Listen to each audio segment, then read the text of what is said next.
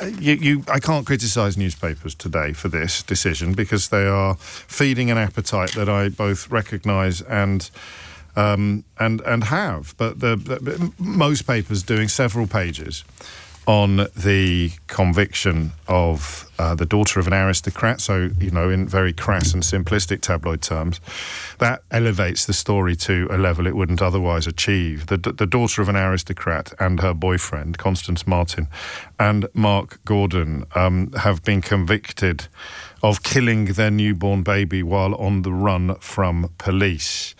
You have the daughter of an aristocrat and a convicted rapist identified in the first two paragraphs of the story. The conviction was for the gross negligence manslaughter of a baby they had named Victoria while living in a tent. The trial has lasted for 5 months, which is part of the reason why there is this logjam of journalism. A lot of this stuff would have been written on the in the moment and, of course, is unpublishable until the verdict is arrived at. They were also found guilty of concealing Victoria's birth and perverting the course of justice. A great journalist on The Times called Helen Rumbelow, writing about how she has never covered anything like it. And I've got quite a few pals who are still in print media, and they are united in a sense of the unprecedented, that they have never reported on or covered a case quite like this, which makes you wonder why. What is different about this,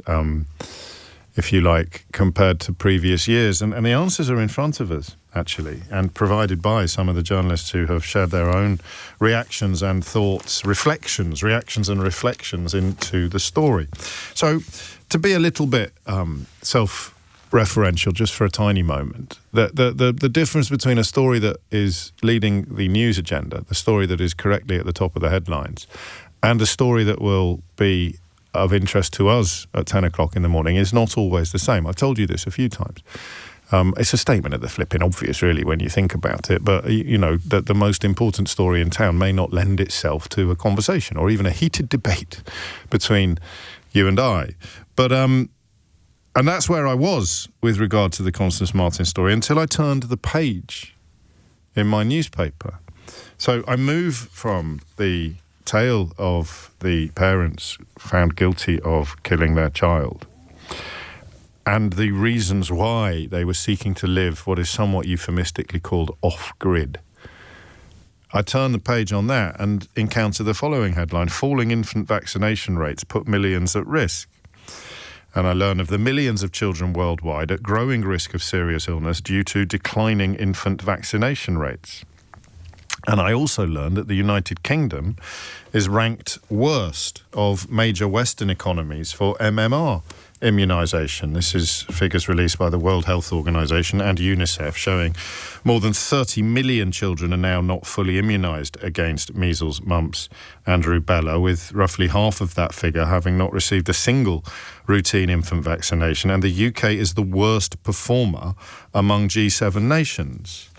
And then I turn back to the story of Constance Marten and Mark Gordon, and I learn, again, as Helen Rumbelow writes in The Times, unsurprisingly, they had distrust in vaccines, as well as suspicion of doctors.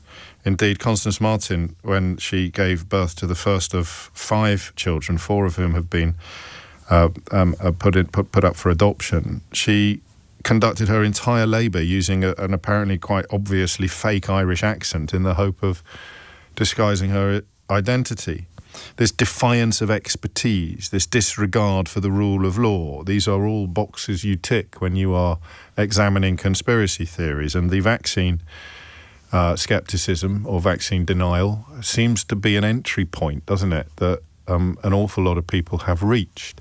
In fact, so many people have reached that entry point that the United Kingdom is, as I've just told you, currently the worst performer among G7 nations when it comes to MMR. So that's what interests me today. The more you read into the tale of Marten and Gordon, the more you realise that this was not, as you might have originally thought, a case of one vulnerable partner being groomed or gaslit or manipulated by another sort of Svengali style partner. This is two deeply paranoid people meeting and magnifying each other's delusions and paranoias. And what I think is interesting, not, of course, at any moment to move away from the gross negligence manslaughter of this baby girl, a newborn baby.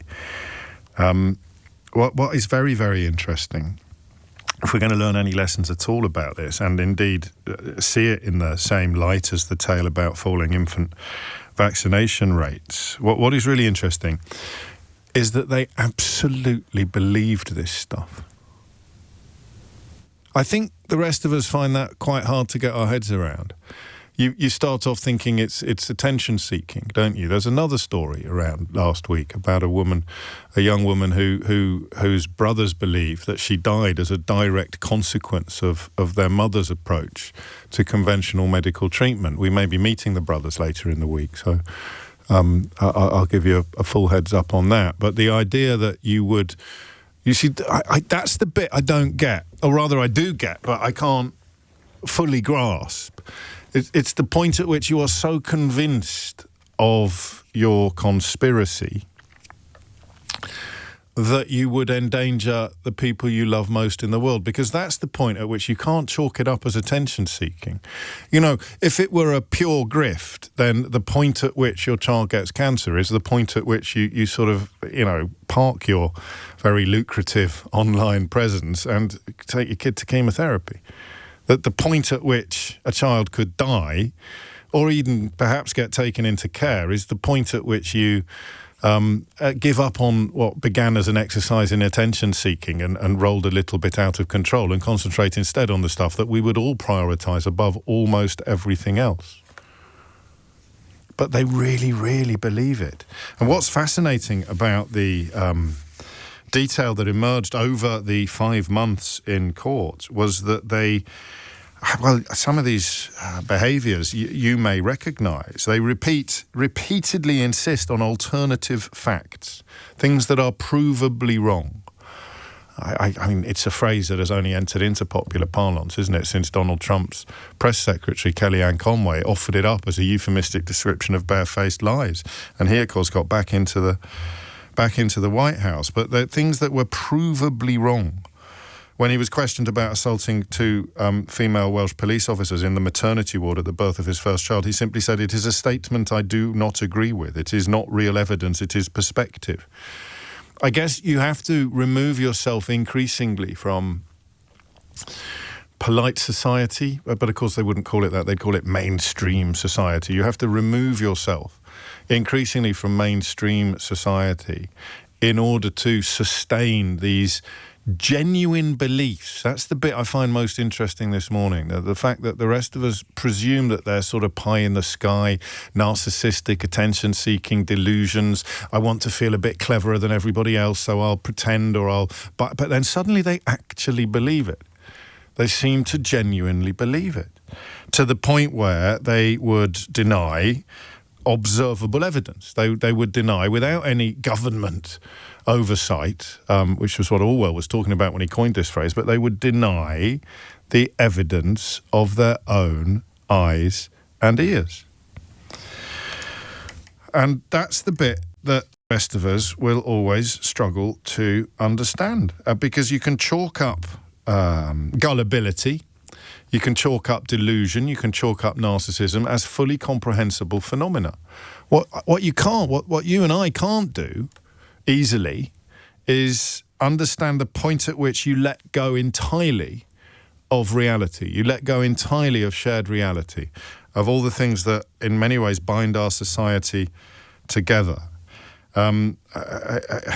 Conspiracy theorists get the facts wrong, but often get the feelings right. Naomi Klein wrote in her brilliant book, Doppelganger. You can hear me talking to Naomi on an episode of Full Disclosure, which is in the archive. Those actually responsible for triggering this is Gordon speaking in court, those actually responsible for triggering the response, i.e. the manhunt, remain in the shadows. He apparently truly believed that they were running away from a threat that did not exist, but that was so powerful and so, what's the word that I want? So dangerous and so sinister that they would prioritize their own, quotes, freedom, end quotes, above the life of their baby. They would know that they were jeopardizing the life of their baby, but staying, quotes, free, end quotes. So they were wealthy. She had trust funds, and yet they chose to live in cars and tents because they had to stay free. And that's where we are, because that's the same as, on a much lower level, the growing number of parents who have rejected the MMR vaccine for their children because they have been persuaded that it is somehow dangerous despite the consensus of scientific evidence. The take-up rate in Germany is 96%. In France, it's 95%. In the United Kingdom, it's 89%. So these are not huge numbers, but they're big enough differences to sound something of an alarm. 10:15 is the time. What I want you to tell me today is what happens when you watch a loved one teeter on the edge of a rabbit hole like this. I mean, God forbid anybody you know ever falls as far down as Constance Marten and Mark Gordon. But if you see them as being at the bottom of the rabbit hole, then I would argue some of the parents who are not getting their children vaccinated are at the top of the rabbit hole. They're teetering on the edge of it. Okay, they may be sort of fallen down the first metre or two, but it ends sleeping in a tent as your baby dies. It begins thinking that some clown on the internet or someone with a podcast has got a better grasp of all the available science than the people who've dedicated their entire lives to studying and practicing it. It's 16 minutes after 10. So that's I mean, if I were to distill it down to a really straightforward question, you are now thinking about your mum, right? Or your brother, or possibly your partner. You're thinking about somebody you care for who at some point in the last few years, quite possibly adjacent or linked to the lockdown, they started to believe things that are, and I'm going to use the word, that are bonkers. Someone you love started to believe things that are bonkers. And I wonder if you can identify the point of breach, the point at which you felt you lost them.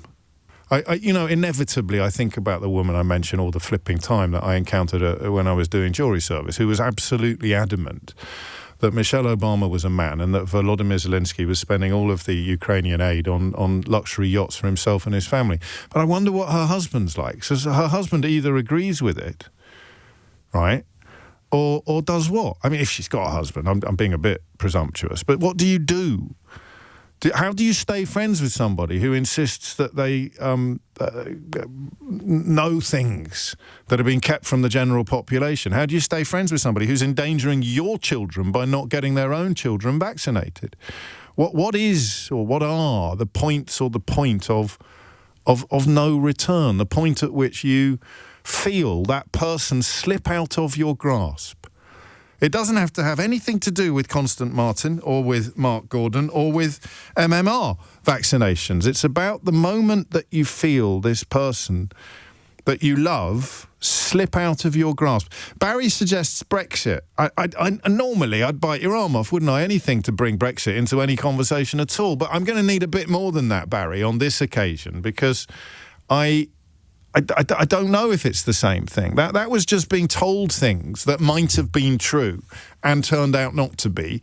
And an awful lot of people knew that they weren't and knew that they never would be. But I still have some sympathy and compassion for people that fell for it. I think the effort put in, it's not the same. You're not going to buy a national newspaper and find almost every page in it telling you not to vaccinate your children or telling you things that are demonstrably untrue, things that are alternative facts. I need your help with this. I need your help in understanding it. It's not a phone-in that everybody's going to be able to contribute to. You've got to have a very specific set of experiences. And the key experience is this. Somebody you love slipped out of your reach, slipped out of your embrace at some point. Doesn't mean you stopped loving them, but something changed that feels profound in retrospect. I wonder if you can either tell me the story of their descent into the rabbit hole or identify the moment at which they just departed from reality in a permanent, or at least in a semi-permanent fashion.